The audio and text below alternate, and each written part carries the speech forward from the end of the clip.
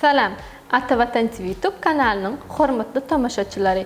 Atavatan habarlar gepleşigimizde sizin ählijaňyzy hoş gördük.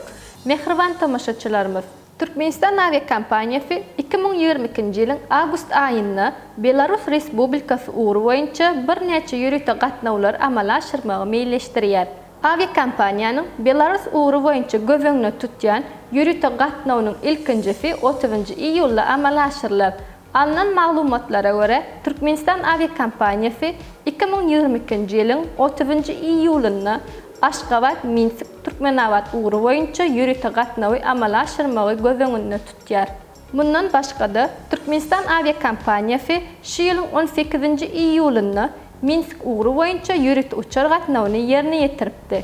Mehriban muşdaklarymyz, şeýle hem biz täze gepleşige, ýagny Atavatan dünýäde adly gepleşigimize başlaýarys. Bu gepleşigimiziň her sanyny dünýäniň dürli künjegine sizi online syýahata çagyrýarys.